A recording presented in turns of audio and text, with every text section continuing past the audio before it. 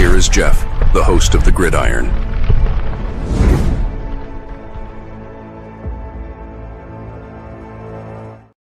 All right. Welcome to the Gridiron. If you can give this video a thumbs up and maybe share this video, that would be absolutely freaking phenomenal. If you subscribe to my channel, thank you. If not, please get out. Hit the subscribe button, hit that bell icon. That way, next time I go live, or if I put a video out, you'll be notified. And it's free of charge. What do you got to lose? It's totally free of charge. If you want to help support my channel, description box below, very top link, description box takes you to my membership page. I got 3 different membership levels. Each one has their own little perks to them. So once again, if you want to help support my channel, it would mean so much to me. And I thank you in advance. Thank you. And then finally, just underneath that, somewhere in that description box is another link, takes you to my Facebook group. It's called the New York Giants, the Gridiron. It's my Facebook group. We have over 9,600 members in the group. It is doing simply marvelous, might I add. Basically, if I'm alive and breathing, and if I got internet access, I'm putting stuff in that group darn near 365. It's called the New York Giants, the Gridiron. It's my Facebook group. Please join it. You will not be dissatisfied. I promise. Well, we got a lot of stuff to talk about here. A whole lot of lumps to talk about tonight. Good old, the excitement on his face there. I got to sit down and talk to these morons once again. I really feel sorry for that. I mean, well, hey, it comes with the territory, right? You sign your name on the dotted line. Well, anyway, it doesn't matter. Any coaches, it doesn't matter, right? Period. But if you want to come to New York, it's pretty nice when things are going good. But when things aren't going so well, it can be a horror story. Even Bill Parcells, he called the reporters. There's a little clip on it somewhere. You can find it on YouTube or something. I've seen it a bunch of times, but he calls the reporters, media, whatever. He calls them commies. I call you guys commies. There it is. Subversive from within. Even when things are going right. There's always a problem. Always something wrong. They win a Super Bowl, like we got problems. You know what I mean? You win 35 Super Bowls in a row. They're talking about what's the problem. You know what I mean? Or what do you? It's. So you feel bad for like Shane and Daboll and all that and everything. But once again, it comes with the job, right? I mean, it's just not the winning and losing. It's everything that goes with it. So I couldn't do it.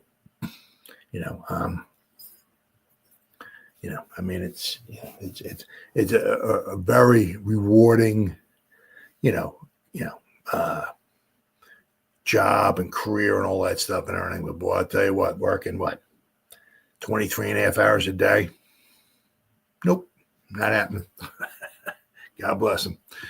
But at the annual, the league meetings, Daboll spoke. And of course, that also means that after that, Shane spoke. Well, actually, Shane spoke first, and then and then Daboll spoke. But Daboll was first.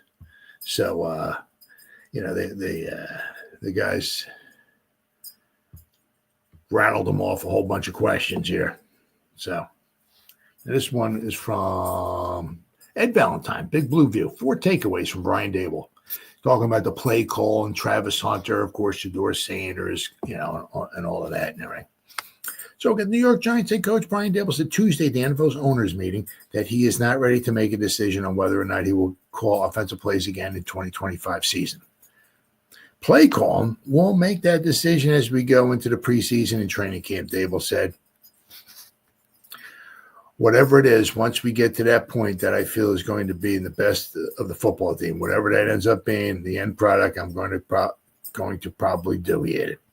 Defensive coordinator, obviously, Mike Kafka called the plays in 2022 when the Giants went to the playoffs. Not only went to the playoffs, but won the playoff game.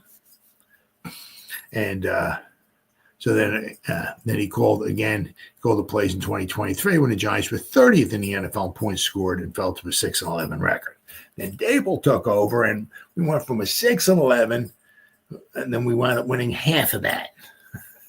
Went from 6 wins down to 3 wins. That is interesting, though, if you think about that, right? Right? the Giants, right? Hopefully I'm not jinxing this here, right? I wouldn't want to do that. But the Giants, if you look at it, won 9 games 3 years ago. 2 years ago, take away 1, 2, 3. Take away 3 wins. We won 6, right? 6 and 11. Last year, take away 3. 1, 2, 3. We won 3 and 14. You see where I'm going here? Hopefully not. This year, if you take away 3 wins, let's not even go there. That's not even funny. Giants general manager Joe Schoen has long favored the head coach not calling plays, though he's always maintained he will allow Daboll to make the final decision. And then in announcing that Daboll and Schoen would return for a 4th season, Mara raised the issue of whether or not Daboll calling plays was for the best of the team.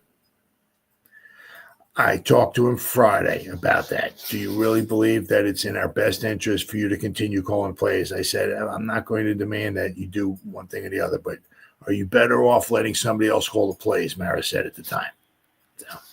So that is certainly it's on the table. That is for sure, without question. One thing too, is you could, right. Give us some better ball players, and maybe you might get some better, right? You might get some better results, right? So let's say, if Kafka goes back to Kafka, right? He did take us to the playoffs, right? So let's say, fun with Travis. The Giants don't or aren't able to choose a quarterback at number 3. Is it possible the Heisman Trophy winning cornerback / wide receiver Travis Hunter could be a Giant? Daboll did not comment to selecting Hunter or to how the Giants would use him if they selected him. I think he's a good player both ways, Daboll said. He did, though, admit to enjoying a very lengthy process of evaluating Hunter. There's a lot of tape. It's really remarkable what he has done and the ability to perform at that level, not really getting a rest, Daboll said. He's been a fun player to evaluate and to meet and talk with. He's a heck of a player.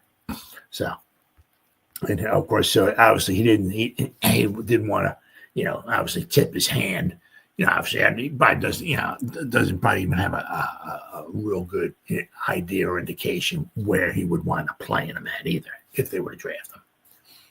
Quarterback of the future. That's obviously the number one issue for us going into the offseason is to find our quarterback of the future. Those were Mara's words back in January. So does Daboll feel pressure to get a quarterback in the draft that the team added veterans Russell Wilson and Jameson Winston? You do the best job you can to try to find the right one for your team, Daboll said. We're going to go through the evaluation of all the guys that have been on my list to look at and talk to.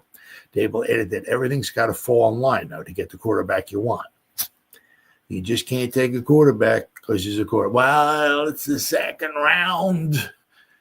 We didn't get one in the first. We got to take a quarterback in the second. This guy, we don't like him. We don't think he can work, but he's the highest rated quarterback. He's rated like in the 3rd round. We got to take him because he won't be there in the 3rd round where we're picking. We got to grab him. We got to grab a 3rd round quarterback in the 2nd round. We got to do it because we need a quarterback. No, can't do that. So, right. You don't know when they're going to get taken, Daboll said. There's an affinity you have to for a player if you feel like the player's the right player and they're sitting there at whatever pick it is you have.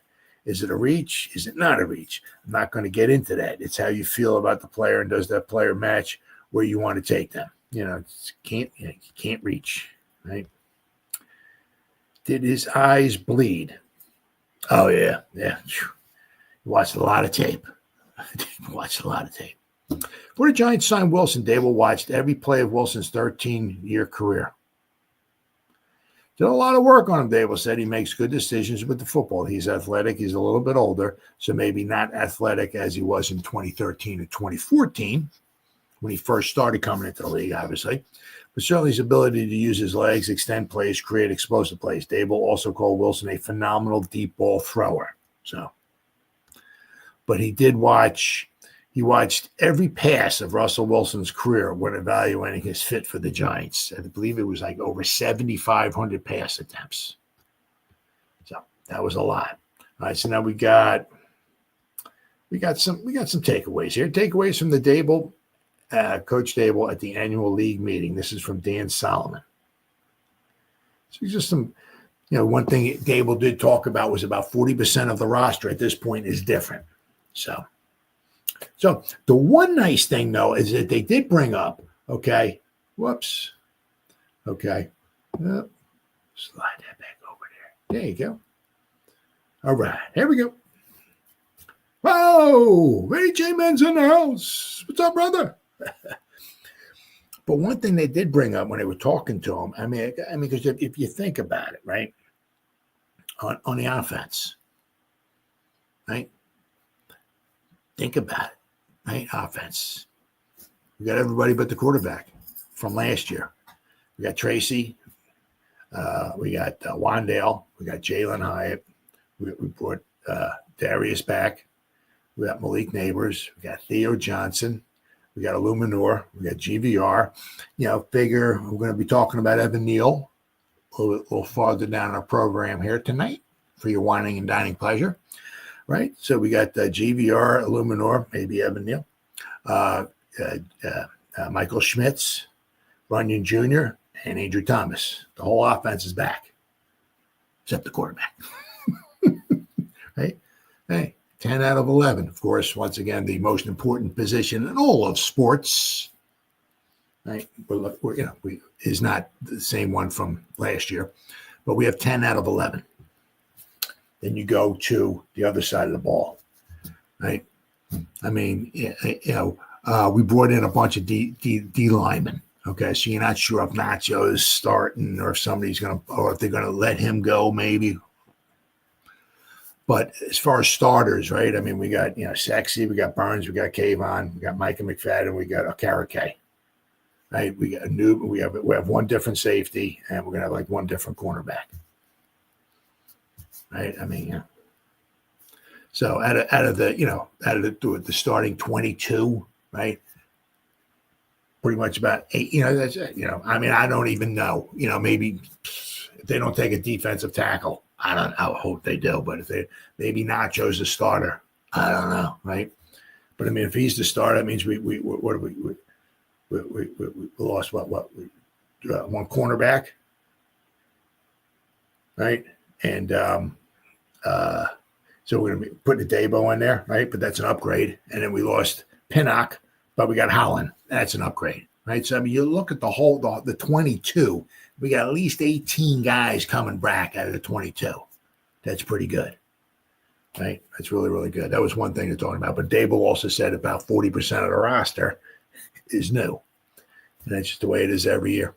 Big turnover. But they did keep a good portion of the starters intact, which is good. On calling plays, once again, Daboll wants to go through the OTAs and make a decision going to the preseason games. Daboll doesn't typically go to pro days. He prefers private workouts. He prefers the one-on-one. He prefers, especially like quarterbacks and all of that, right? He'd rather have his hands on the talk to the quarterback and all that instead of have them go through scripted plays and all with their own receiver, whatever. You know what I mean? So Daboll didn't have a previous relationship with Russell Wilson, but saw him from afar. He was with Kansas City when Wilson came into the league. Daboll watched every play of Wilson since 2012, which is more than 7,500 pass plays. Wow. Daboll wanted to see what he did well to inform what they can install for the Giants, right? Did a lot of work on him. He makes good decisions with the football. That he does. He'll get you touchdown passes, but he keeps he's kind of like, what do you call you want to call Wilson's the anti-Winston, Winston's the anti-Wilson. Right? I mean, Wilson's, good with the football, protecting the football. Winston ain't. Winston's a gunner, a slinger, and a winger, baby. He'll throw you in a game. He'll throw you out of a game, right?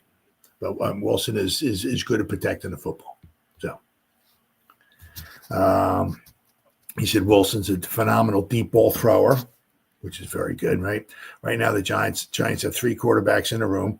We'll see what happens over the next few weeks through the draft. Giants have done extensive work on a bunch of quarterbacks in this draft class. I've heard about Dart. I mean, they've done reading articles and stuff. They've done a lot of work on him. Right now, obviously, the question would be with Dart, of course, would be, I'd be shocked. It would be like flashbacks from Gettleman. If they took Dart at 3, that would be like taking Daniel Jones at 6. They got these flashbacks. I mean,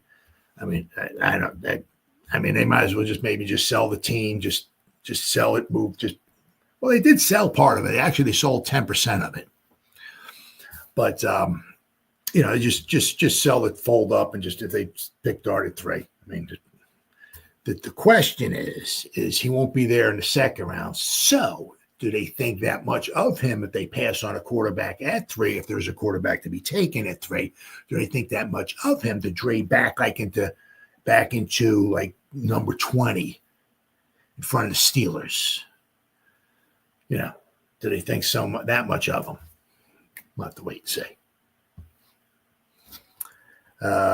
New quarterback cornerback Paulson Daboll has played both systems, but is a good main corner. Daboll thinks the world of safety Javon Holland.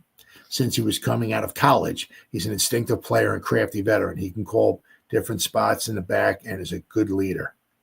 We're going to talk a little bit more about Javon Holland in, I think, our next portion of the program here. Daboll could not be happier for Josh Allen.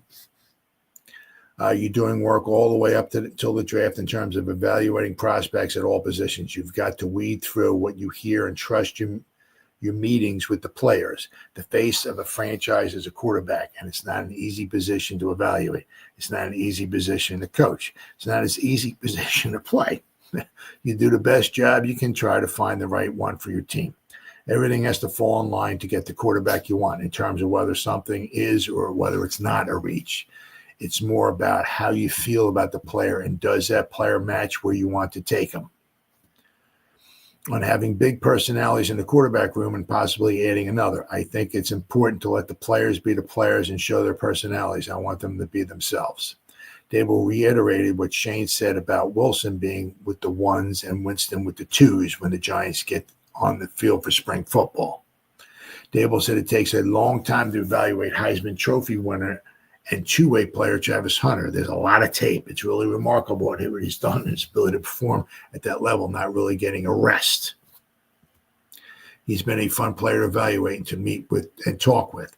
He's a heck of a player. And there was tough decisions to make in regards to this offseason changes on the coaching staff. I wish all the guys that we had the best of luck. I mean, that's one of the, obviously, the hardest parts. Coaches, because the thing, I mean, also that comes with the territory as well. So, but I mean, like with coaches, I mean, once again, that comes with the territory. That comes with the territory. I'm a moron. I can't speak. That's part of the job. I mean, there's not many Tom Landrys. Starts coaching the Dallas Cowboys in 1960. And he's coaching the Dallas Cowboys up until 1988, 29 seasons in a row in Dallas. That doesn't happen. Okay. A lot of times it's not only maybe they move on from you, a new coaching staff and everything comes in and they get rid of the coaches, or you go someplace else. I mean, somebody, you're a running backs coach or whatever, something like that, and a college comes calling or another pro team calling, and they maybe give you running backs coach and passing game coordinator or something, whatever. They give you a little bit of a bump up or something like that. I mean, so, I mean, that's part of the coaching. I mean, I couldn't do that. Live in a new city every other year. I couldn't do that. I could take my kids out of school and stuff.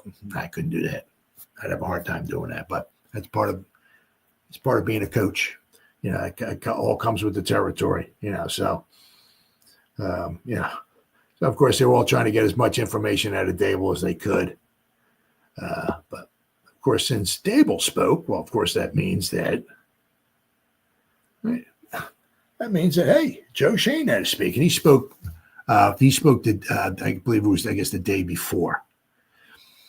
And of course, they were asking him a lot of the same questions, and everything. But he spent his time up there. I'm sure he loved every second of it, talking to the media and everything. All right, so we got this. There we go. Shane talks free agency moves and the impact of the draft. Let's see. How would you describe the last couple of weeks and the chain of events that led you to Russell Wilson and Jameson Winston? Said you look at the pool of players that are available and in different scenarios, whether it's trades, free agent signings, or the draft. You know what the pool is going to look like, and then you've just got to figure out how you can acquire the best available. It's obviously a lot of hard work by the pro department and my personnel staff. They did a really good job. Let's see. That was a little bit hectic how everything went down, and it was dragging out a little bit longer probably than we'd like. Yeah. But we're happy with the way it ended up. I mean, they tried. They tried Stafford, right? He went back to the Rams. Of course, he would have been a big chunk of the Giants' salary cap, right? And the thing was with Stafford is they still would have needed another backup quarterback, right? But Stafford would have taken a large chunk, and the Giants weren't going to the Super Bowl, So I mean, maybe it's for the best. They went after Aaron Rodgers, right? So what I like about this, okay, is that basically, between Russell Wilson and Jameson Winston, like the first and second quarterback, is about $15 million, right? So that's cheap. That's really cheap. That allows the Giants, they could take obviously whoever the best player available in the draft at every round. If it's not a quarterback, it's not a quarterback. We got our quarterback this year, right? So, but I mean, $15 million is, obviously Russell Wilson has a lot of incentives tacked on, on his contract. So, if we win some football games, we owe him some money. And, if he leads us to the playoffs and stuff like that. But as of right now, it's between the two of them, right? It's only $15 million, and that's pretty good. I said, what does Russell Wilson give you right away when he walks into the building? He's a 10-time Pro Bowler, guy who's thrown for over 20 touchdowns. I believe it's every year except for 2 in his career. He played 11 games last year and threw for 16 touchdowns. So, and his 16 touchdowns, I think it was like 5 interceptions, something like that, a very minuscule number, So the production, he knows what it looks like. He knows how to win, leadership. Just excited to have a guy in the building with as many skins on the wall as he has at the quarterback position. And let's not forget, right? Gotta move my legs. Sorry, buddy. Let's not forget, right? I mean, he won one Super Bowl, right? If it wasn't for the stupidest play call in Super Bowl / maybe ever history, right? He should have 2 Super Bowl. I mean, if he got beast mode in the backfield and he's just running over guys and they can't stop him, I don't know. Stupid play call. Shane, Wilson said he is looking to lead the team in every way. Is it as much of that as it is on field production, or do you know not to separate the two? It's a combination of both. Players know players, and he's done it at a high level for a long time. That's where you start. Sometimes it's hard to lead if your production on the field doesn't match it. Again, he's got the skins on the wall. He's had a lot of success in the league. He won a Super Bowl. Should be 2 Super Bowls. That's it. And they talk about he clearly did his homework. I'm sure you listened to his introductory press conference. He listed names up and down the roster on both sides of the ball. I mean, he rattled off a lot of Giants when he was talking, a lot of Giants. When you're playing the quarterback position, your best chance for success is being surrounded by weapons and being able to stay on your feet. He obviously did his homework on not just the receivers, but the offensive line, because he mentioned a lot of guys on the offensive line. But yeah, his knowledge of the league is very good. The fact that he is aware of some of our young players that played very well last year and who he'll be working with, all those things were important to him when he ultimately made the decision to come to New York. Now, let's not forget, right? He was on the Steelers last year when we played against them. So, all right, takeaways from Joe Shane, right? Giants have been running their offseason on parallel tracks with regard to multiple quarterback scenarios and negotiations, some of which were happening with numerous players at the same time. In terms of what General Manager Joe Shane wanted to accomplish on the defensive side of the ball, that quest in free agency came from a somewhat different angle. The Giants are not thinking Band-Aids or temporary fixes, mind you, but rather building something sustainable. Now, I tell you, once again, I don't know. We could go. I drank the Kool-Aid last year. I'm like, man, we're going to win at least 9 games last year. Man, come on. We're the Giants. We got this, baby. And then we win 3 games, So I'm not saying, but the secondary is pretty nice.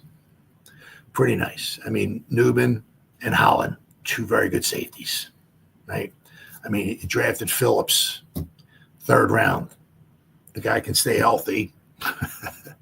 Very good slot corner. Then we got a Daboll, right? Let's see if this lights a fire under Banks's butt.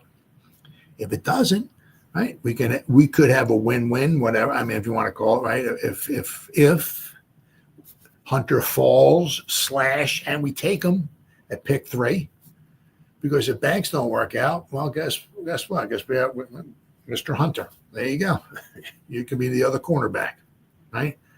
So, but the secondary is very nice. We have 2 very good edge rushers, young edge rush, right? We have one of the best defensive / maybe the best defensive tackle in all of football. Who's not a young pup anymore. This will be his 7th season, okay? Not that he's, crashing and burning or nothing, but this is his 7th season, okay? That's why I would love to see us get somebody to put next to him who can really help him out. And I don't mean, go to McDonald's and pick something from the value meal. I'll take a double cheeseburger for $1, please. No. Creative Solutions. What's up, buddy? So but that secondary is pretty good. I really like that secondary. So the Giants added Javon Holland and cornerback Paulson Adebo, pair of top-of-the-market signings that upgrade a secondary within a defense of which co-owner John Mara now famously said that the day after the 3-win campaign, and this is true, I'm tired of watching teams go up and down the field on us. It's embarrassing, really is. Shane was quick to point out Monday morning at the NFL annual meeting that the Giants believe they built a core ready for success for the foreseeable future. That begins with Dexter Lawrence and Brian Burns. Yet a weakness on the back end could emerge as a potential strength with a Daboll, Tay Banks, and Drew Phillips at cornerback, and the tandem of Holland and Newman at safety. That brings the Giants to the NFL draft, where if they decide to pass on a quarterback at number 3, they could end up with one of a pair of defensive gems in cornerback wide receiver Travis Hunter and edge rusher Abdul Carter. So you're looking at quite possibly, right, if they do pass on a quarterback, if there is one there at 3, because you don't even know. They are guaranteed that either Hunter or Carter will be there. So there are guaranteed that quite possibly they will be adding a defensive gem to this defense, right? So, and make the defense obviously even a little bit stronger, right? I personally, I'm a little kind of, I'm up in the air. Because you can never have too many edge rushers. So to get Carter in there, be like, ooh, yeah, baby. But then you think about Hunter. It's like, guy's good on the offense and he's good on the defense. That doesn't mean he's going to be playing 150 plays a game. Doesn't mean that, right? But you don't even know where. They'll put him in a cornerback most of the time, and they'll put 20 plays on offense for him. If we go 4 wide, just say 4 wide, Hunter's in there. So you don't know. But it's So I'm kind of up in the air. I mean, I'm very excited possibly getting Carter, but I'm also very about with Hunter too. Because what Hunter, I said, is offense and defense. He gives you another weapon on offense, and he gives you a good corner, a solid cornerback, especially if Banks doesn't work out. Right? Or that too, like if the other team goes 4 wide. Well, now you got Phillips, you can put Banks in there, Daboll, and you can put Hunter. You'd have 4 cornerbacks to match up with their 4 wide receivers. Right, so. All right, oh, there we go. Let's see. Shane insisted the Giants are set up where they don't have to take a quarterback either at number 3 or at all. Okay. There's no question they will select one if it matches up, if it's the right value, but the team has given itself options. Here are the other takeaways from Shane's interview session with Coach Bran Daboll set to meet the media, which was today. So they asked him about quarterback at number 3. The Giants have given themselves options. They will still have private workouts with Cam Ward and Shedeur Sanders. They've also spent time with Jackson Dart last week at his Ole Miss Pro Day. And Daboll has strong connections with Jalen Milroe, obviously, at Alabama. And this is true, too. And it just goes to show you, Nick Saban, right? Smart dude, right? And we saw this on Hard Knocks, right? If you remember about Hard Knocks last year, right? Who can forget Daboll's declaration on draft day that what Nick Saban said, who was Jalen Milroe's former coach, right? Told Daboll that 2 players to consider at number 6. He said 2 players were headache players. Always, these 2 guys, always, and he hit the nail right on the head, always gave Alabama a problem. Malik Neighbors and Brock Bowers hit the frickin' nail right on the head. Brock Bowers, I mean, who the Raiders took, the frickin' beast, right? And by the way, Malik Neighbors is pretty good too, right? So Shane acknowledged that if all things were equal, a quarterback holds more weight, obviously, than any other position, especially when you don't have one for the long term, which is true. Yeah, in a perfect world, you're absolutely right. Franchise quarterback, I think every GM here would sign up for that, Shane said. You got to go through, and they've got to check all the boxes, and there's got to be one there, but it can't be a reach. And this one here too. This is talking about with Shane, right? They're talking about with Mr. Holland. Okay, that just goes back to every time you talk to somebody, right? Every time anything, right? It's stuff that doesn't go away. You treat a dude rude one time, that might stick in the dude's head. You disrespect somebody, they might remember. You treat somebody fairly, they might remember. This, so things, So Javon Holland, he had a draft history, a story. Shane says pre-draft visits and evaluations have a long-term impact for teams, echoing sentiments he has made previously. Said one of those that came into play this year. Shane was involved in scouting Javon Holland, when he was in Buffalo. Actually, still has a Zoom recording with him from back then on his phone. I think the Giants and the people that they brought in and the people that they have a desire to breed excellence, Holland said after signing a 3-year, $45.3 million deal. I think this environment is something that will allow me to be that, to grow. I absolutely think there's plenty of room left to grow. Nowhere near my peak. I think the Giants have the exact environment I need and the personnel I need to be able to reach those new heights, and as well as lead a group of men and also create a winning culture. And the Giants have a history of winning culture. I feel like it was the right choice for me. So, it's why it's always, you never know. You don't want to burn bridges in the NFL, because, when you're looking for that one quality superstar / free agent, whatever, maybe to come, right? Come sign for your team. If you disrespected them for whatever reason, 10 years ago, in college, or in a Zoom meeting or something like that, right? They might remember that.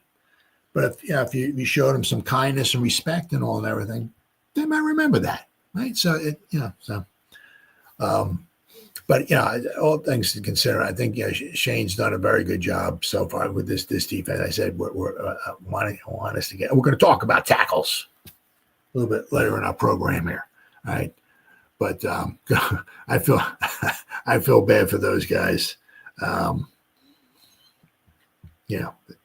Unfortunately, having to talk to the media, but once again, it's all part of the job. Now this year, this is very interesting here, very, very interesting. And I'll show you, right? There we go. Evan Neal was the fourth best in the NFL at this. Fourth best at the tackle position, right? But I'm also going to show you another one of the reasons why Saquon had, 37,000 yards rushing this year, right? It's right. I mean, it was Saquon, but it was also Saquon had some help too, right? This Saquon was never going to get this with the Giants, right? Yeah. So we're going to show you. Let's see. I got to find this here. And also, read, but Evan Neal is possibly open to playing guard. Very interesting, because you figure between this season and if Shane and Daboll around next season, right? These two, we're going to need a right tackle, we need a guard, we need another running back, right? We need another weapon, wide receiver. I'd love to see us get another weapon at wide receiver. It might be Hunter, right?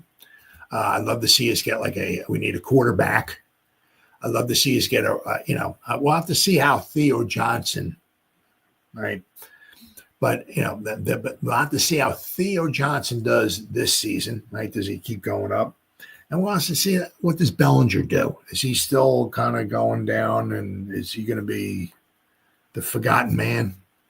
Right, we'll have to wait and see. But after the season's out, we'll have to see if we need another tight end or not. But on the offensive line, right, we got John Michael Schmitz. Hopefully he keeps, getting a little bit better, right? Andrew Thomas, if he can keep staying healthy. And we got Runyon Jr. We signed him for 4 years, right? So we got him for another 3, right? But we're going to need a right guard, and we're going to need a right tackle. Need a kicker, yeah. Well, we got Jude. Hey, Jude. We got Jude McAtaney. So, but also, they can possibly draft a kicker too, right? There's 3,000 free agent kickers out there as well too. So we'll have to wait and see. I'm interested to see what happens with Graham Gano this year. Yeah, but somewhere along the line, we're going to need a kicker. Yep, absolutely. But let me see this here. So let me share my screen. And we'll work our way on down here. I got, once again here, draft board block. Here we go. Okay, this is it here. All right. Well, I'm going to be showing this a few times here. All right. So, but if you'll notice here, okay, now this here is last year, okay, 2024. Let's make this a little bit bigger here. Slide it on over now, right? So we got the NFL season 2024, just regular season, because you can do, I think, preseason, you can do regular season, you can do regular season and the playoffs while the Giants were in the playoffs. So we're just going to do regular season, okay? And then I'm sliding over here. You'll notice the position, tackle, okay, for all 32 teams, okay? So if you slide it over here, now once again, I'm going to show you one of the huge reasons, right, why the Eagles, they have a fantastic offensive line coach, but one of the reasons why, okay, the Eagles went to the Super Bowl, Saquon got 37,000 yards rushing, yada, yada, yada, right? So you got the blocking grades. Well, look at this.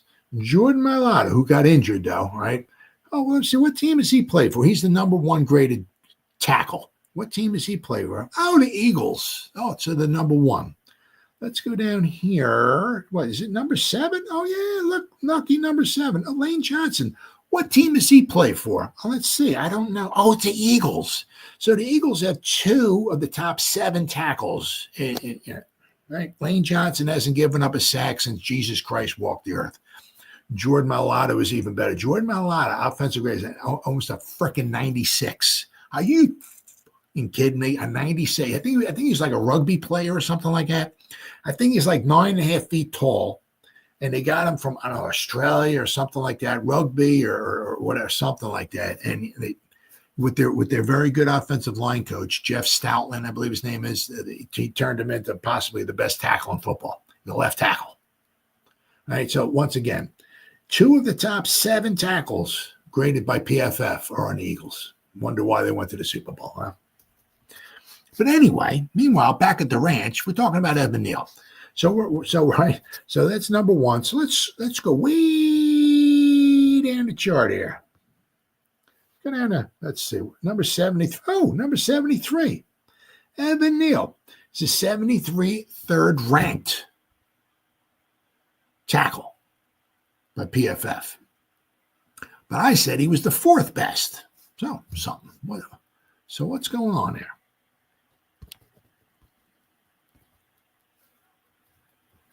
Let's see here. Let's go run blocking. All right, now sometimes this takes, it's got to recalibrate and all that stuff and everything, but hopefully sometime in the next half an hour, this will actually populate. And it still won't show Evan Neal at number 4, but he's going to start climbing the ladder a little bit. Run blocking, okay? Okay, so look at this. All right, once again, Jordan Mailata. Look at this. It's run block. It's a 90, almost a 95. Are you kidding me? Evan Neal, 80. He was the ninth ranked player at tackle as far as run blocking. 9th. Pretty impressive, right? Not pass blocking. We're talking run blocking. He needs. So we'll have to see if they can slide him in the guard and maybe put him in a phone booth. Might be a little bit better for him, but let's see here. That's run blocking. Okay, so let's see. Got this. All right, so we got that.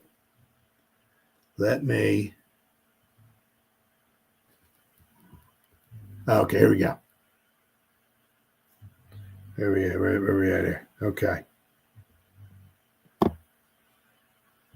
Okay, so now this is where the part where you need to put your players in the best position to be best available position to be successful, right? So this is where he's number 4 in the entire league. Small sample size. He did not have the sample size. Okay. Now, if you look here, Jordan Mailata, I mean, this is zone blocking, not gap blocking, right? Zone blocking, right? Jordan Mailata at 94.9. I'm sorry, almost a 95. Zach Tom, Rashawn Slater, who I think we could have drafted him. But anyway, number 4, Evan Neal. He was the 4th ranked zone blocker. Right, instead of trying to block, try to get a gap and picking out a zone, right, and blocking a zone. Everybody goes to the one side or kind of to the other side. But instead of trying to pick a gap and but zone blocking, run zone blocking. Evan Neal, 4th highest ranked in all of football. Now this is the AFL, the AFC and NFC, right? Because you got Indianapolis here, San Fran, Denver, blah, blah, blah, Houston, right? Okay. And you see this guy right here? We're going to be talking about this guy here, too, a little farther down our program here tonight. See this guy here? Does that name look familiar? Huh. He's number 13. Wow. Huh. Interesting, huh? But anyway, right now we're talking about Evan Neal. He graded out at 90.9 in zone run blocking. 4th best in all of football. Now, See, you'll notice here, right? Okay, his gap blocking, right? It's a 66.4 on, for running, right? Nowhere near quite as good, right? So 90.9. So hopefully, if we do wind up with Evan, now once again, it's a small sample. He's only had 145 run blocking snaps last season because he didn't start for the most part. You know what I mean? He wasn't part of the initial Fab Five. Okay. But, he just goes to show you. I mean, wasn't Malata seventh? He could have been. Let's see here. I mean, it's unbelievable. I mean, the guy. I mean, let's see here. Jordan. There you go. All right. Let's see. Let's read it. Let's go to Wikipedia. Let's read it here. Australian professional football tackle. He previously played rugby league in Australia. He's 6'8", 365 pounds. So he was a rugby player. Draft 7th round, yeah. 233rd pick. He didn't go to college. I guess they drafted him right out of that 7th round. 7th round pick, and now he's the best run blocker, even by far, in all football. He grades out at a 95. 95. And you wonder why Saquon had 37,000 yards rushing. So, I mean, unbelievable. Absolutely unbelievable. And of course, that said, also, you pair that up with Lane Johnson, too. I mean, Lane Johnson, I think he was the 3rd pick. I think in the 2013 draft, if I remember, 2012, 2013. So Lane Johnson's up there. Lane Johnson, somewhere in the next 300 years, is going to retire. Bummer dude, right? I mean, he's a Hall of Famer. Okay. So he'll be retiring sometime, right? But don't like, one of those things is that you like, don't, like with the Eagles, don't underestimate them taking a tackle or not taking a tackle in the 1st round. If there's a real good one there or a 2nd or something like that, you're like, that's stupid. What are they taking a tackle for? They got Lane Johnson, they got Jordan Mailata. No, because one of them's going to retire. It's like when they took, was it Carter or whatever it is? They took him like a year or so ago. Well, they had like Cox there and who was it? Brandon Graham, right? They had some guys. Well, what they do is they retool, right? They get the guys. They go, well, these guys are going to retire. Like Lane Johnson's going to retire in a year or 2 or so or whatever, a couple of years. So we're going to draft a tackle now, right? Even if he's 1st round pick or whatever, we're going to draft a tackle. We'll put him in there in the tush push, and we'll get him in there big. So we'll get some snaps in there for him, and that's for sure. But so when Lane Johnson leaves, they'll have another 1st round pick or 2nd, whatever, right in his place. Just keep on. See, where the Giants are just trying to find a tackle, right? The Eagles got 2 tackles, and they're probably going to draft the replacement this year, right? I mean, it's crazy the way things work out like that. It really is. But let's see. Okay, so Evan Neal, okay, is open to the idea of playing guard. He's open to the idea of playing guard. General Manager Joe Shane told the media on Monday at the NFL owners meeting. The 2022 number 7 overall pick has failed in 3 NFL seasons to establish himself as a reliable right tackle, the position Shane drafted him to play. There was speculation last season that the Giants have to move Neal to guard, with Jermaine Illuminor playing well at right tackle. When Neal recovered from off-season ankle surgery, though, he remained at right tackle. Neal started the final 7 games of the season when Illuminor was forced to move to the left tackle due to Andrew Thomas's injury and the poor play of Joshua Zudo and Chris Hubbard trying to fill in at that spot. Shane did not specifically say that the Giants would move Neal to guard, with Illuminor back at right tackle and James Hudson III signed to play the swing tackle. That seems like a logical conclusion, though. It certainly does to me. Neal being willing to do whatever he can do to help the team win is a clear softening of his previous resistance to playing guard. Near the end of 2023 season, Neal bristled at the idea of playing guard. As soon as I stepped out of the womb, I stepped out as an offensive tackle, and that's how I feel, Neal said at the time. Perhaps realizing that the Giants may have closed the door on that possibility of him being a starting tackle, along with the fact that he is entering the final year of his rookie contract, has helped Neal see the value in a potential switch to guard. Now, it's going to be one of those interesting things, obviously, also, right? They better at least try. I mean, that'd be crazy not to. That'd be just stone cold crazy. The stupidity of that. Not trying him there would be just crazy, because I can almost guarantee you, like, what did the Eagles do? They took Mekhi Becton. He was a tackle. What did they do? They put him in a guard. He played phenomenal there. Right? I can almost guarantee you that's what the Eagles would do. Evan Neal, right? The Giants let Evan Neal go. Howie Roseman, the GM of the Eagles, brings him in. We're going to put you in a guard, dude. Put you in a guard. You're going to block for Saquon, right? Right? Put you in a guard, and he'll do phenomenal. I mean, just the sheer stupidity. Drafting some guy at number 7 and just saying, he's not a good tackle. Well, bye-bye. We'll let you go. I mean, it would just the stupidity would just be off the charts.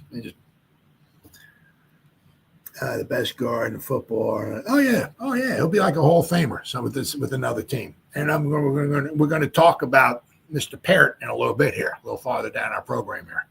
I mean, it just seems like it just happens.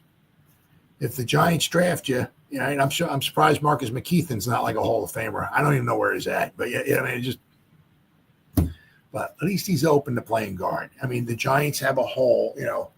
They have GVR this season, and they got Illuminor this season. And after this season, they need a tackle, they need a guard.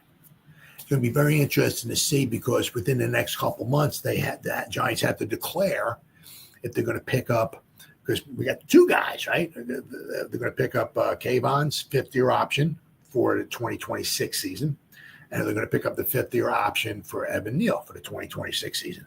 I can see him picking up Kayvon's. It'll be interesting to see if they decide to do that with Evan Neal. I don't know if they will or not, right? It might just wind up being, well, this is his final season with the Giants. They try and maybe guard, and then if it works out, then they try to maybe bring him back for free agency, or before he hits free agency, sign him to a contract, right?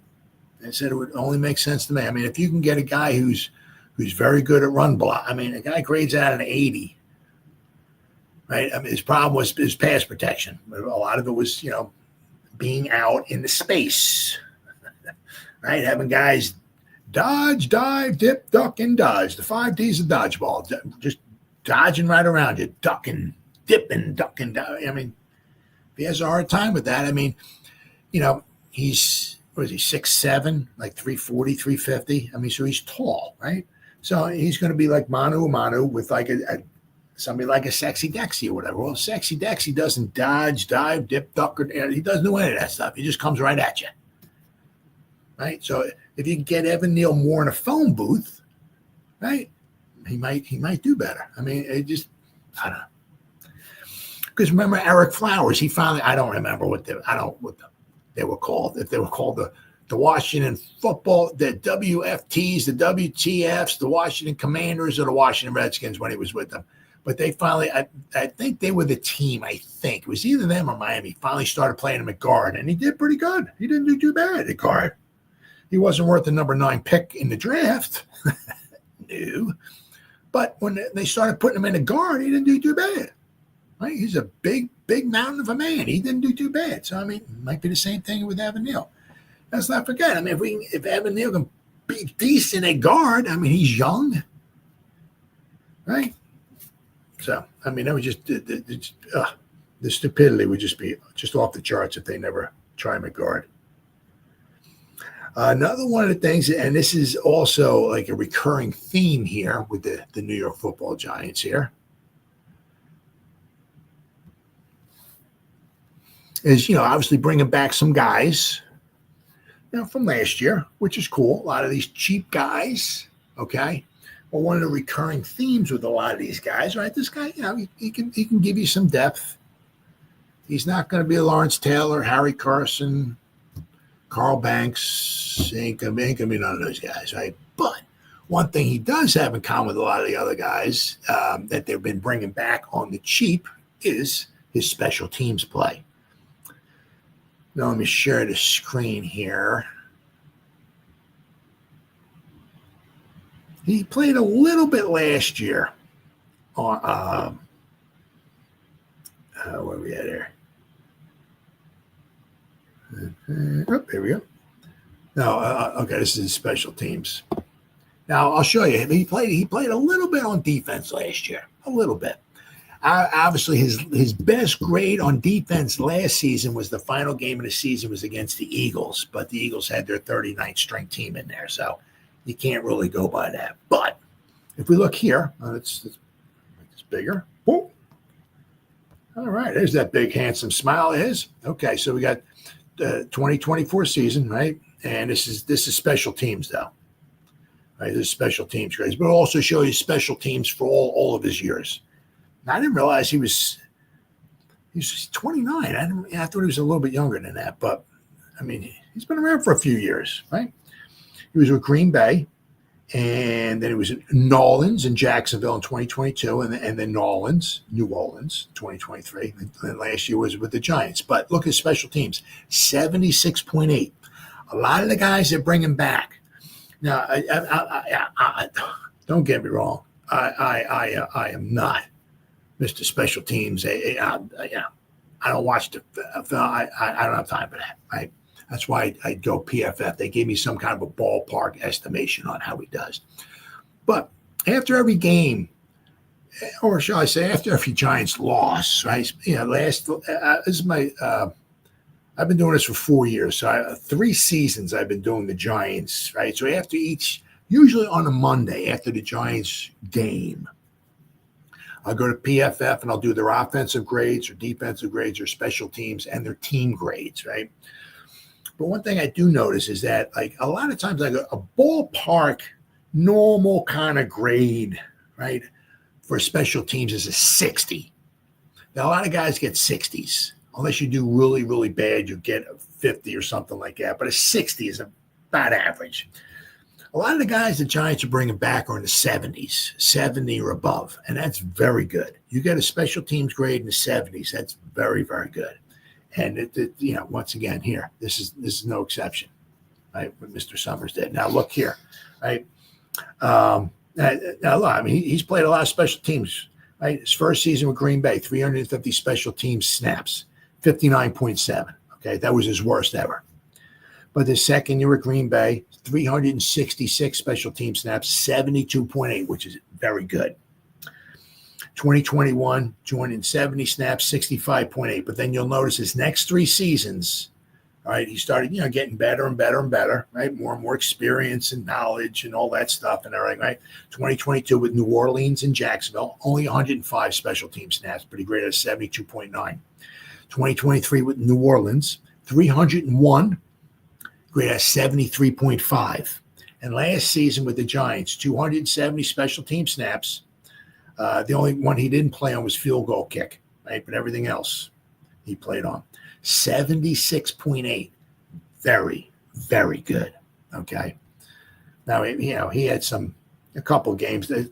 Some of the games toward the end, I don't know if he was banged up or whatever it was, but he had, he graded out 48 at 56 at 58, 51, but he had some very good games, 66, 72, 83, 65, 66, 69, 71, 71, and a 71. All right, so overall for the whole season, he graded out a 76.8, which is really, really good. Special teams. Now, I'll show you here his defense. Very minimal on the defense last season. He played 3 games. 4 games. My bad. 4 games. Oh, okay. I'm sorry. The New Orleans game, he played 1 snap. So I'm not even going to really count that. But you'll notice here, week 16, 17, and 18. I said week 18, he graded out a freaking 91, but that was against the Eagles backup. So got to slow our roll on that one. The Indianapolis game where we wound up tearing the Colts a new behind, right? He only graded out a 40, but then against Atlanta, he played 29 defensive snaps. He graded out of 80. All right. So I mean, he plays some snaps for you on defense. He's got some depth. But you'll notice here, like right in 2023 with New Orleans, he played 2 total defensive snaps. 2021 with Green Bay, 29 defensive snaps. So he graded out of 26. And Green Bay in 2020, 203 defensive snaps graded out of 47. So he's not going to, he's not going to give you a whole heck of a lot on,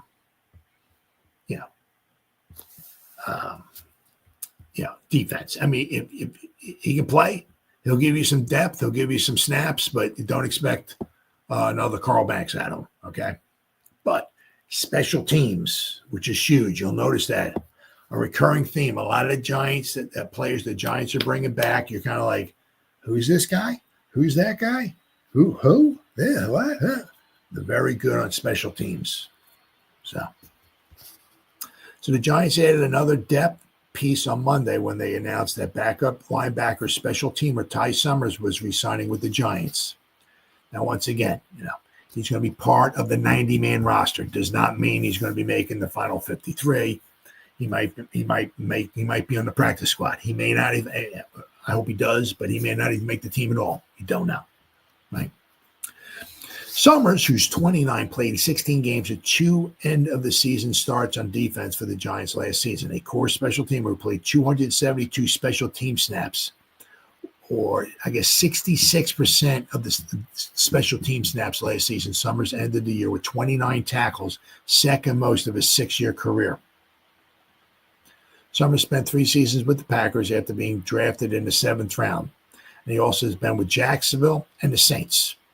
Summers is the 3rd backup linebacker special teamer the Giants have signed this offseason. He joins Chris Board, who is a very good special teamer, and Demetrius Flanagan-Fowles, which is the same thing, special teamer. Among other 2024 unrestricted free agents the Giants have re-signed are Emir Smith-Marset, Aaron Stinney, Casey Kreider, Chris Manhertz, Greg Van Roten, Jamie the Scottish Hammer Gillen, and Darius Slayton. So, once again, said, the Giants are bringing in a lot of guys, good special teamers. So let's, hopefully our special teams, if we ever get our kicker situated, right? And we brought back the Scottish Hammer. Okay, we brought back, so we got our punter, we got our long snapper. The Scottish Hammer is also the holder, too, right? We got Smith-Marset. So he's our kickoff / possibly punt returner as well, too. So, but we do need to get the kicker situated. That's very, very important. But as I said, you do see Giants bringing back a lot of guys who are very good on special teams. All right, now this guy here, one of those guys that real good, solid, 5th round pick, right? This is going to be I believe it's going to be his 4th season, I believe, right, with the Giants. So the Giants, let's hope that maybe they re-sign him after the season's over. But this has got a article here on the Giants get the most value from this overlooked linebacker. As far as tackles and how much he gets paid. So he's setting himself up, and not only that, but he's been stayed rather healthy. So, but he's setting himself up. Hopefully, the Giants. You draft the guy, you develop the guy, you keep the guy, right? Especially when I'm not saying the guy's Harry Carson's or that he misses tackles. He has his weaknesses and all that, but I mean, for the most part. He's very, very reliable for the Giants. It would help, though, too, right, if they had somebody next to Sexy who could clog up, consume blocks, consume play, right, and allow, McFadden or Carrick to do their thing, maybe to shoot the gaps or go sideline to sideline. Because when you got if you can get a guard just to wipe out Nacho, right? And then maybe allow somebody else to get to the second level to take on McFadden or Carrick or whatever. Obviously the guys are not as good as they could be, right? If you get a good run stuffer up there, somebody, a big body dude, right? Who can just consume blocks. I mean, Sexy, he doesn't consume blocks because it's not like he just tries to grab as many. No, I mean, they put as many guys on. It's like, no, we need 2 guys on Dexter Lawrence, or we're going to be in a lot of trouble. You know what I mean? Right? So if you can get another guy like that on a defensive line, that would be fantastic. It makes everybody better, right? Is that here? No. There we go. All right. Giants might be getting their best value from the most overlooked player. He certainly isn't overpaid. You got that freaking right. Giants have made it a point this offseason to improve their defense after it struggled last season, from adding Pro Bowl safety Javon Holland, cornerback Bran Daboll, and edge rusher Chauncey Golston. Big Blue should have a vastly improved defense when the 2025 season rolls around.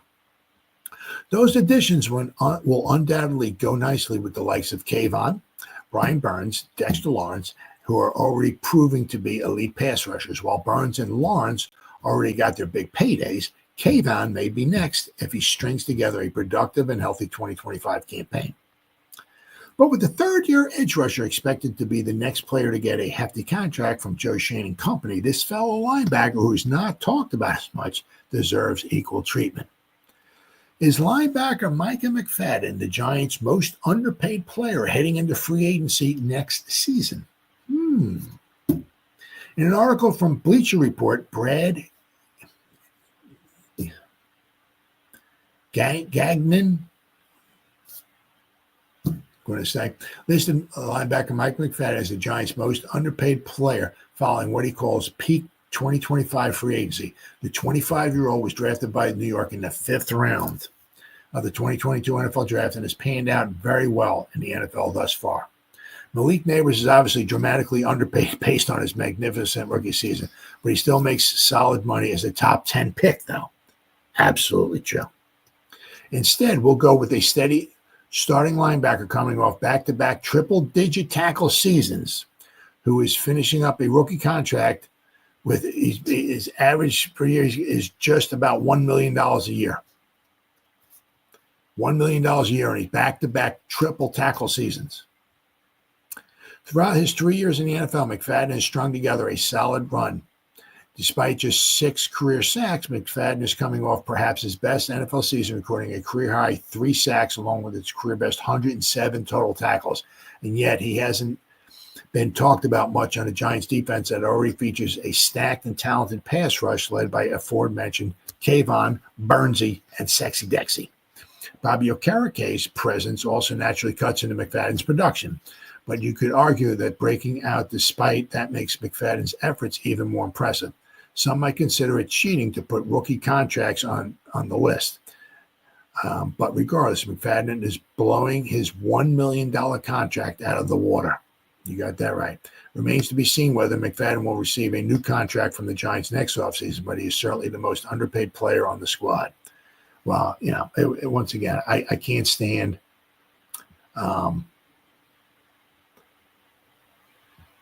I can't stand letting guys like that go and all that. But I mean, we'll have to wait and see.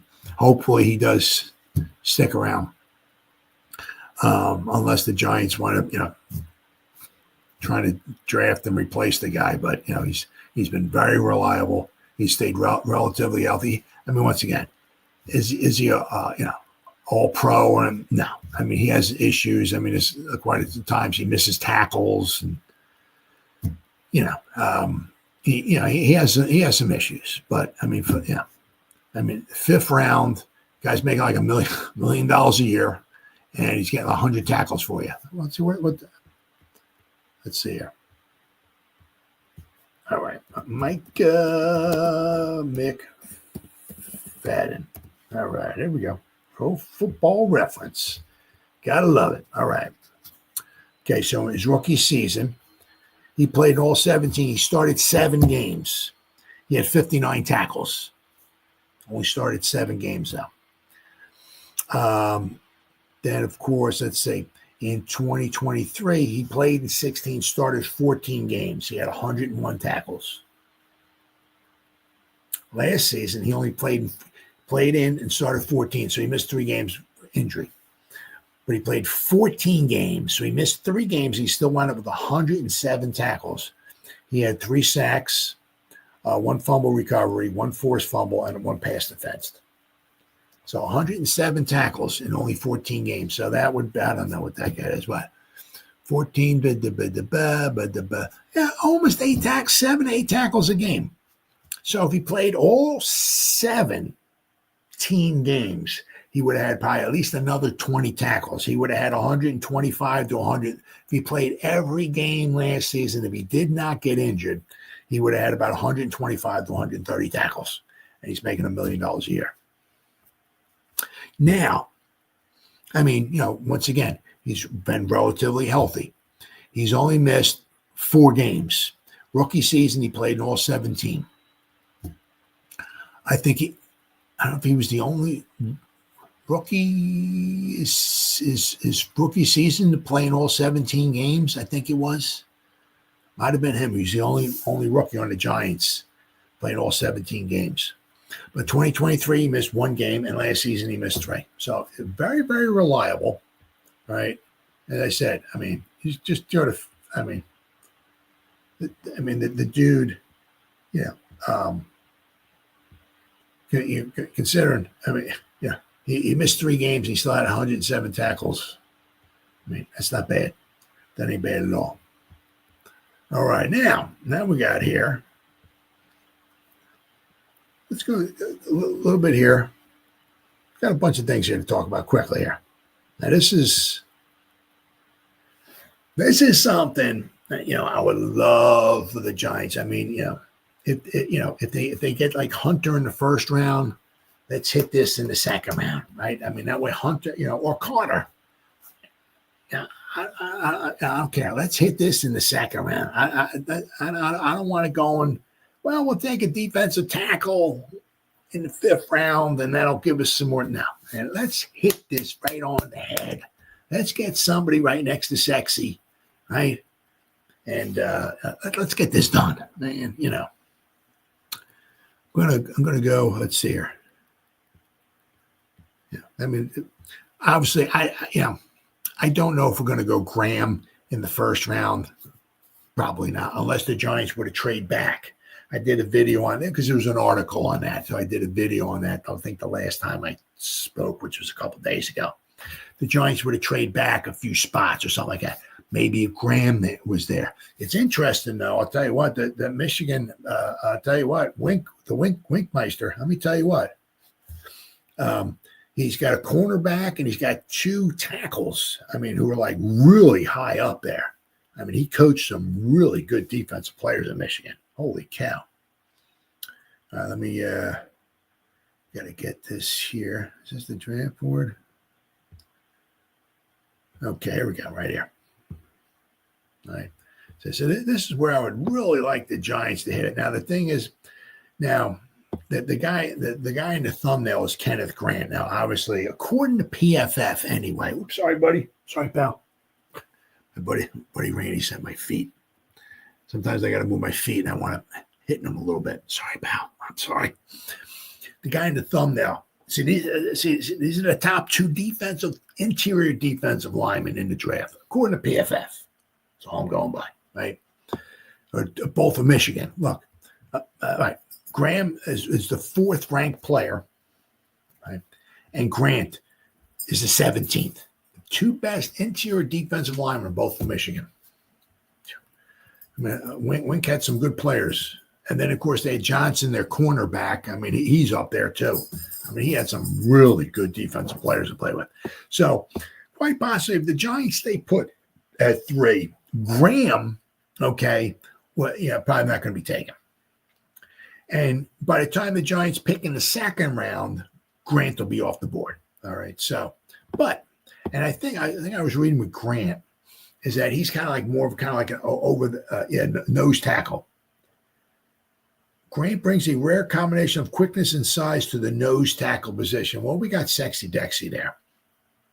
Looking at his snaps and all of that, most of them he's either in the A gap or he's in the B gap. He's right over the center.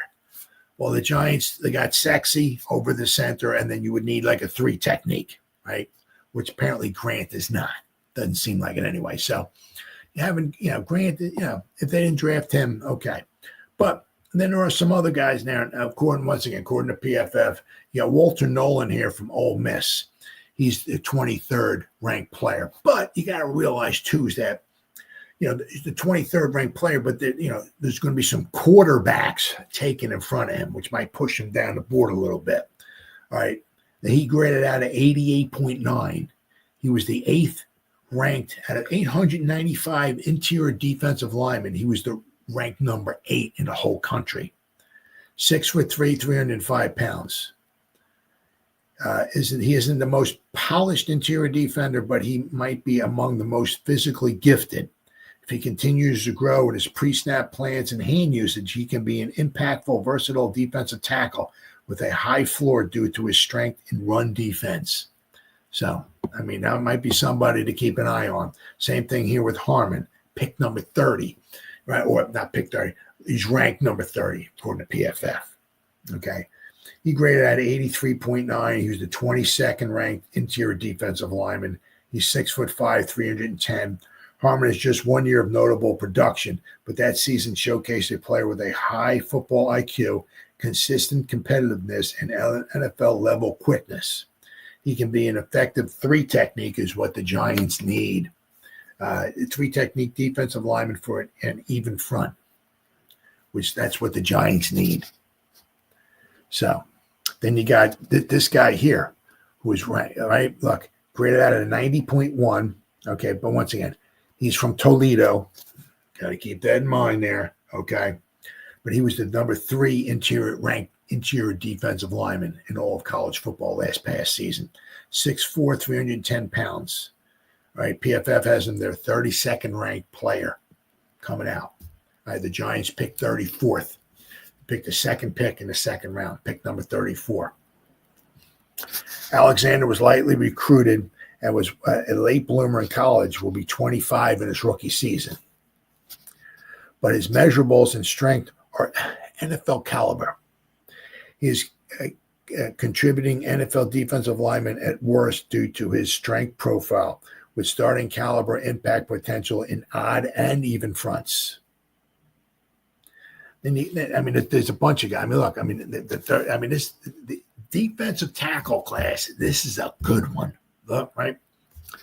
This is the 32nd ranked player is Alexander. The 36th ranked player is TJ Sanders from South Carolina, the Gamecocks. He's a true 3 technique who wins with linear and lateral quickness to shoot gaps and disrupt. He must improve his hand position and play strength to be a full-time starter. At worst, he's a contributing rotational 3 technique. Then we got Williams here, who's the 37th ranked player, according to PFF. 6'3", 327. He's likely a day 2 selection. Right? He's a compact and powerful interior defensive lineman who excels at holding the line of scrimmage. His lack of pass rush production makes nose tackle his best projection, which is something the Giants don't need. Right? Shamar Turner here from Texas A&M. He played just about every spot on A&M's defensive line thanks to his active, violent hands and unwavering effort. He has some length and overall size limitation, but feels like a guy an NFL coaching staff will push for a day 2 of the draft. Then we got Lott from Tennessee. He's number 61, ranks number 69 is CJ West from Indiana. Number 71 is Collins. 78. So we got 2 guys from Texas, number 71 and 78. Number 79 is Farmer. Number 80 is Phillips. This is not even the edge rushers. This is just the interior. This is either the nose tackles or the 3 techniques. We got, according to PFF, the 80th ranked player, the 79th, the 78th, 71, 69, 61, 55, 37, 36, 32, 30, 23, 17, and 4. So there's a lot. If we're going to go,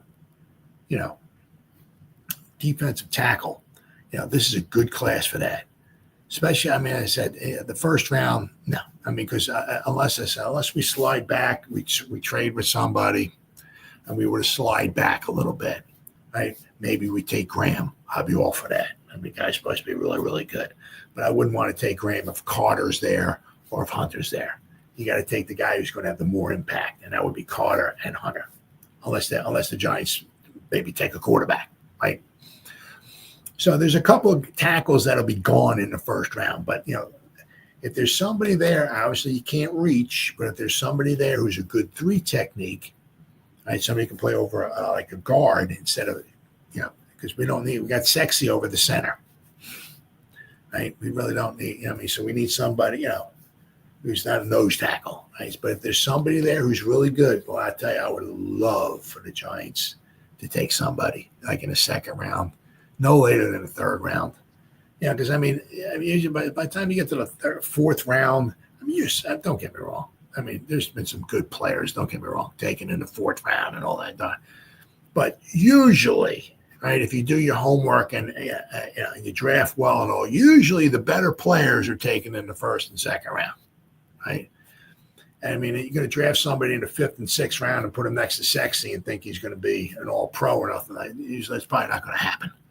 I mean, you look at Jordan Riley, right, and DJ Davidson, right?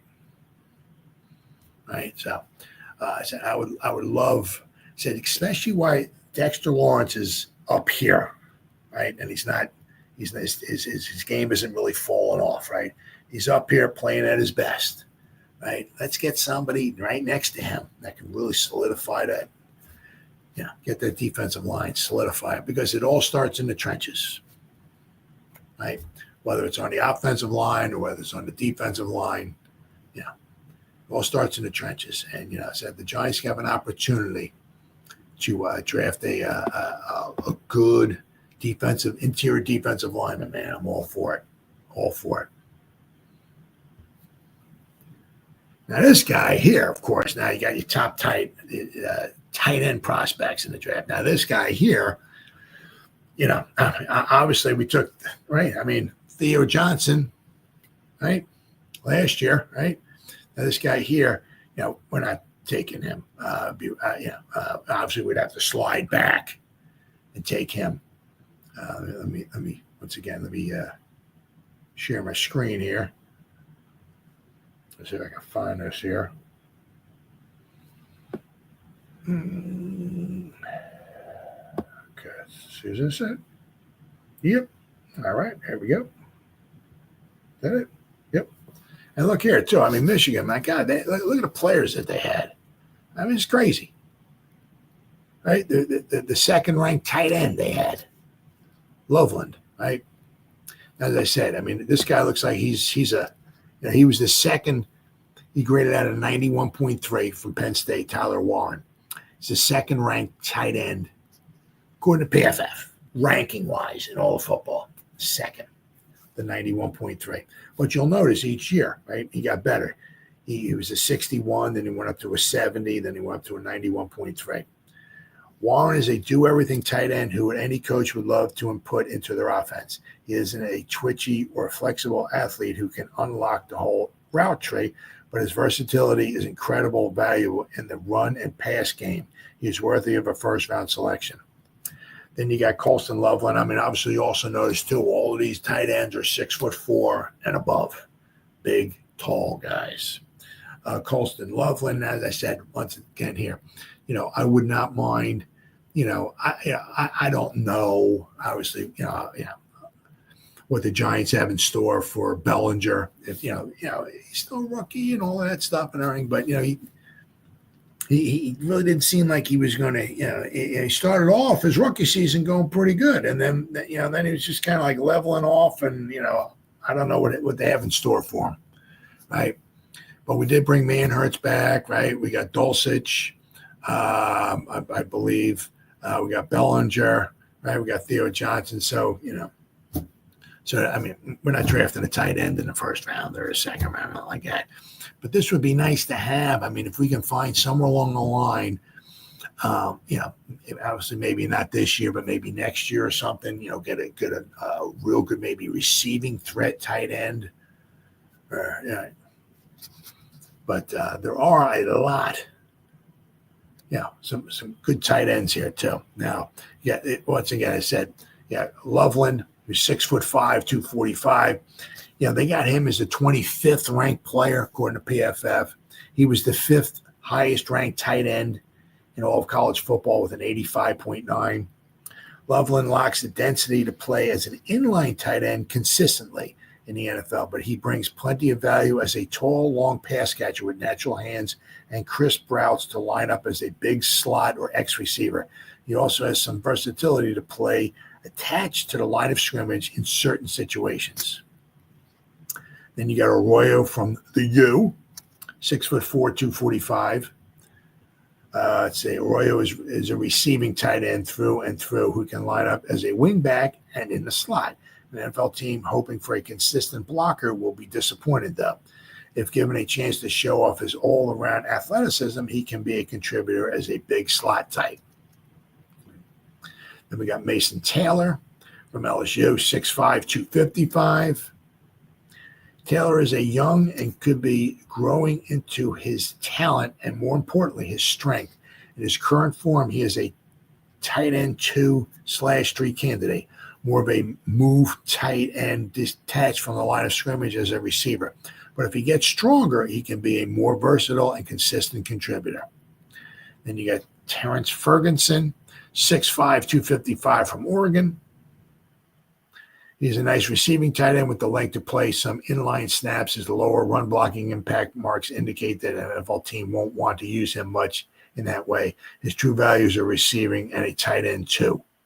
Now you'll notice that a lot of these guys here are not big, shall we say, inline tight ends. Line them up on a line of scrimmage and them also block as well too. So that's a lot of these more of a detached kind of tight ends from the line of scrimmage, right? Then you got a guy from Bowling Green. Now this guy here, interesting. Now once again, it's from Bowling Green now, but 6'4", 230, right?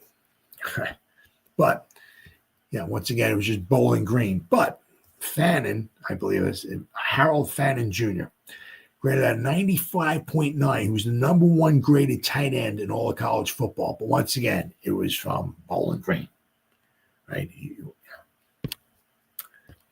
He's a strong receiving tight end with a great value after the catch. His blocking reps are good enough to keep him in line as a tight end 2 or as a wingback on occasion. But his bread and butter in the NFL will be as a tight end who you can quickly get the ball to for after the catch production in a tight end centric passing attack. So, all right, then we got, there's a bunch of guys, Helm from Texas, 6'5", 250, Mitchell Evans from Notre Dame. That's my team.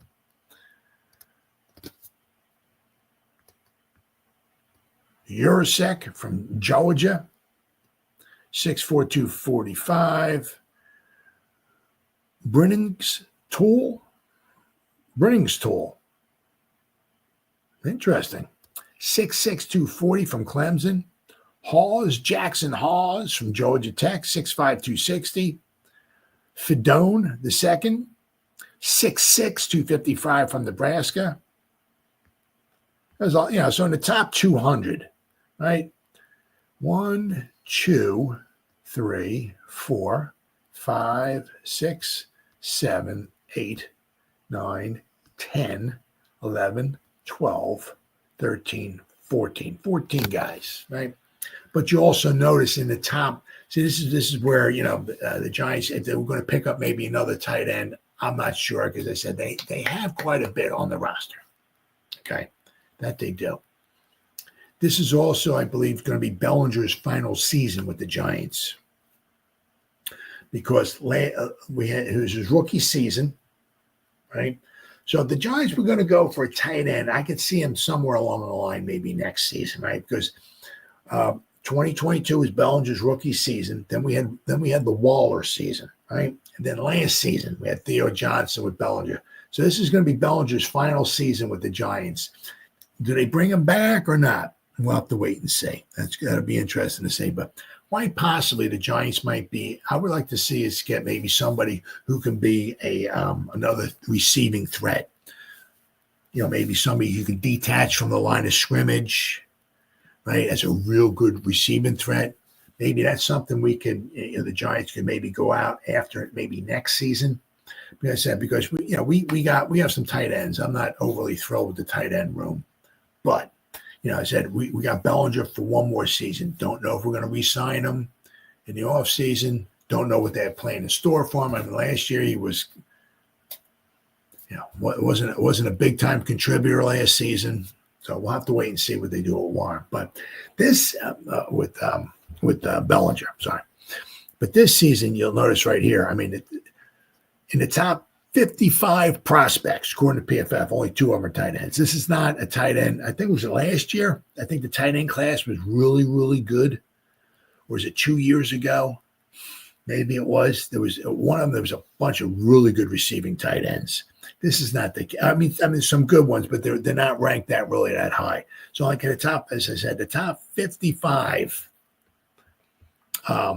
prospects, right? Only according to PFF, right? Only 2 of them are tight ends. The Giants don't need a tight end. As I said, I would like to see us upgrade the tight end room.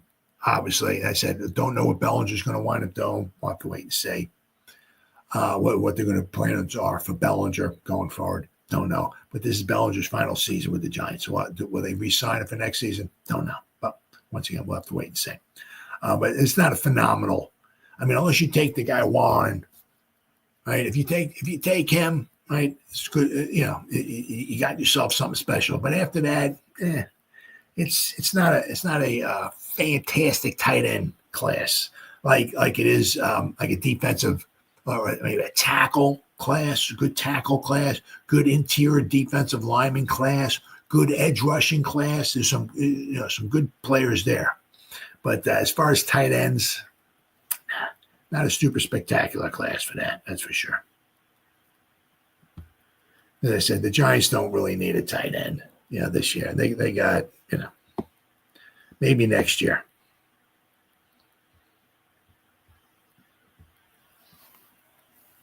Now, I've seen this here. Now, of course, now this Bill Parcells buries the hatchet. Now, of course, this isn't with the Giants, but he got himself a nice little phone call, shall we say, from Mr. Kraft. Now, the one thing is that with one thing that Bill Parcells, had a problem with when he was with the Patriots. All right, so this doesn't have anything to do with the Giants. It has to do with the Patriots. But he took the Patriots to a Super Bowl. Right? Of course, they lost. Was it 35-21? I think it was to the Packers. That was the Brett Favre. That was the one Super Bowl that Brett Favre won. But the one problem he had,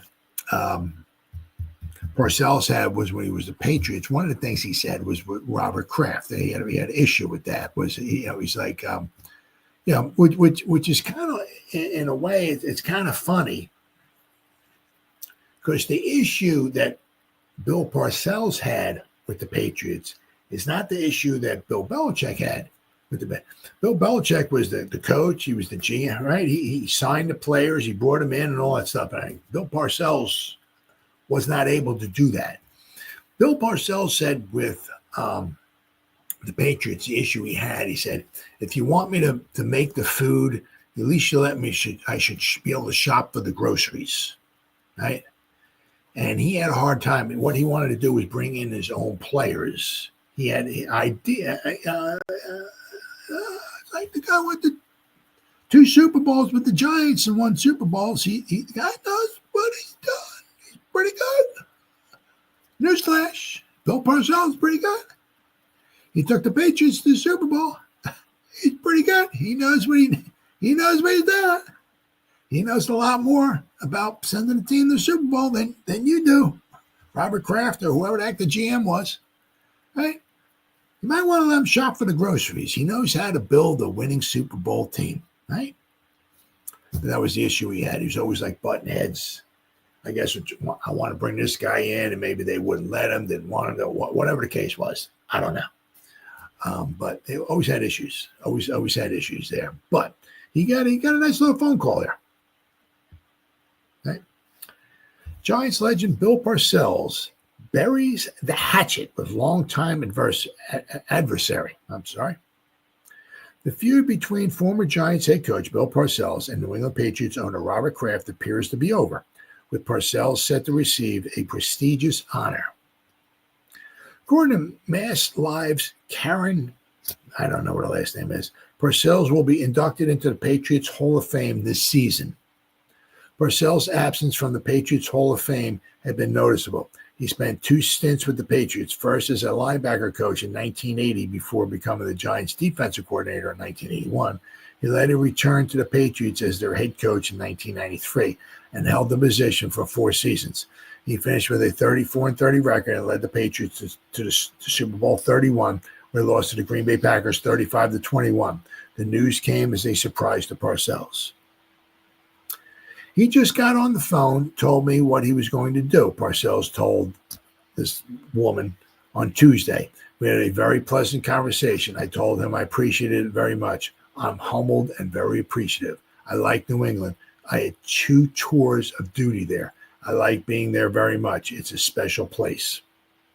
The rift between Parcells and Kraft began the following offseason when Parcells wanted more control over personnel decisions, leading to him taking the job with the New York Jets. The two had spoken only sparingly over the years, but Kraft called Parcells to inform him of the honor. This marks the 3rd Hall of Fame induction for Parcells, who is also enshrined in the Professional Football Hall of Fame and the Giants Ring of Honor.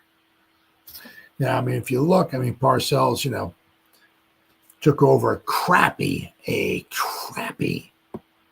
New England team. New England was in what were they in 1992? When in 1993 they were 5-11, but in 92, is that the year they won? Oh, they won 2 games. Okay, 1992 they won 2 games. They were 2-14. Then he took them and they went to 5-11. Right? So he But then then they went from 2 wins. His first season there, they went up to 5 wins. Okay, but then they went to 10 wins. Right? Then in 1995, I'm not sure if they had injuries or not, but they went back down to 6 wins. They possibly could have had some injuries. But then in 1996, he took them to 11 wins. They were 11-5. They went to the Super Bowl. They lost to the Super Bowl. I mean, what happened there was in that Super Bowl, right? There was a couple big plays, right? They had a long touchdown pass. They had I believe they had a kickoff. The Packers had a kickoff return back for a touchdown. So there was some big plays that the Patriots gave up, right? The Packers were the better team that day, but Bill Parcells took the Patriots. 4 years before that, the Patriots had won two games. After 4 years with Bill Parcells, he took them to the Super Bowl, and they were butting heads. It's like can I get the guys in here that I want to have on this team to take this team to a Super Bowl? Can I do that? And apparently there was always issues, there's always problems. And that's what made Bill Parcells, after 96, leave the Patriots and go to the Jets. And with the Jets, he took them to an AFC championship game. It was in 98, I believe it was. Actually, they were winning in in Denver. They were winning in Denver at halftime. I think it was 10-9. They didn't score in the second half. John Elway, that was John Elway's last season. That was his second to last game. The Broncos were a really good team. They won the Super Bowl. Right? They beat the Falcons in 98. So, I mean, the Broncos were a phenomenal team in 98 without question. But that was John Elway's last season. But the Jets went into Denver, and at halftime of the championship game, we're winning 10-9. They lost 23-10. I believe the Broncos scored 2 touchdowns in the second half. Jets didn't score at all. But, I mean, That's all. Guy he had 3 teams, right? He took 3 teams, all the championship games. Then of course, he went to coach the Cowboys, right? And he took them not to the championship game, but took them to the playoffs. But I mean, the guy knows how to coach, and it's like he's asking, can I get the guys in here that I want to have in here to help take this? And so I guess he was just having issues with them, and it ended sourly. And you figure from 1996, you're talking almost 30 years. They very sparingly talk to one another, but he's getting his due here.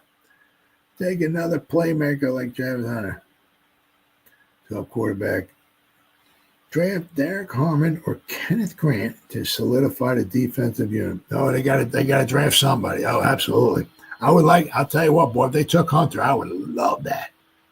Man, you get the best of both worlds. You get somebody on the defense and somebody on the offense. And I said, then if you take, I don't know if, well, according to PFF anyway, they got Grant ranked as a 17th ranked player. Now, once again, that's PFF. So I don't know if he'll be there in the second round for the Giants, but if they take him, that would be fantastic. But they could use somebody on that defensive next to Sexy. That would be fantastic. I would absolutely love that. Absolutely love that without question.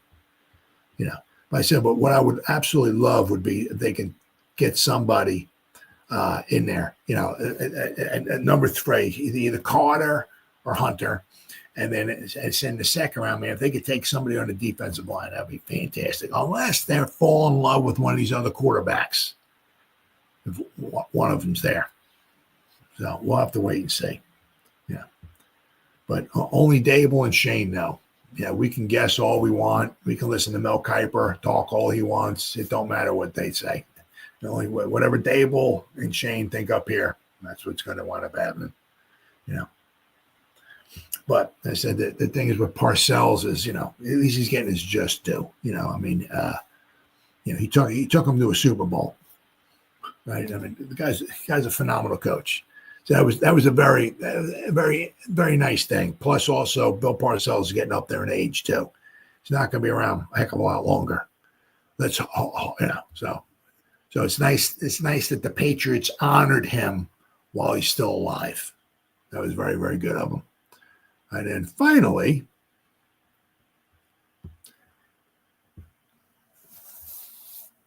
once again, this is just another one of those things. It's just the Giants must stand. Now, once again, it's like, we get the 3rd round picks right here.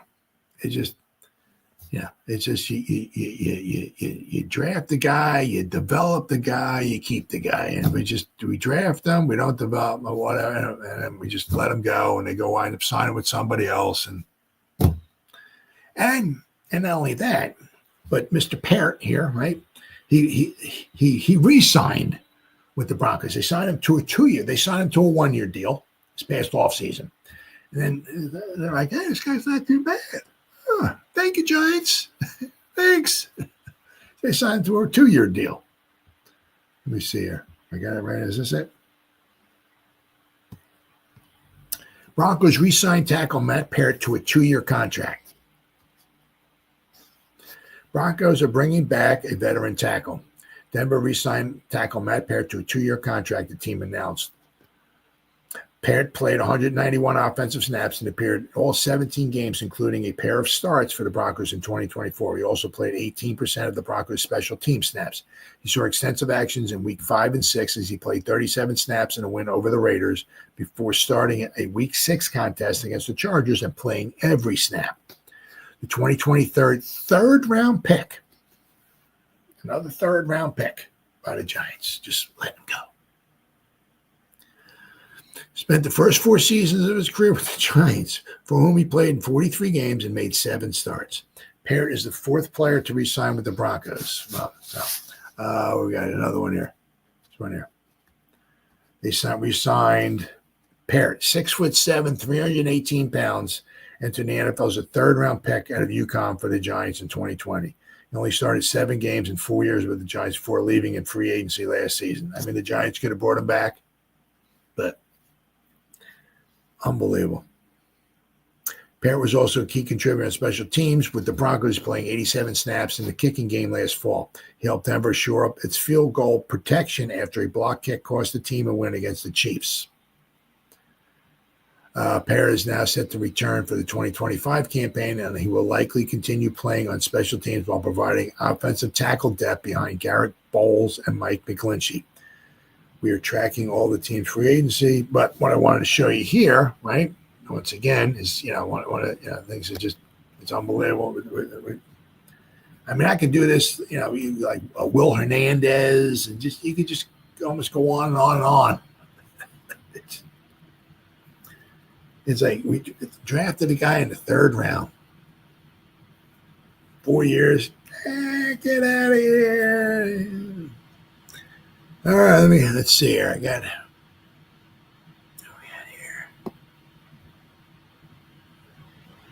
Is that it? Oh, there we go. I mean, right. I mean, you look here, right? This is what he did with the Broncos this past season.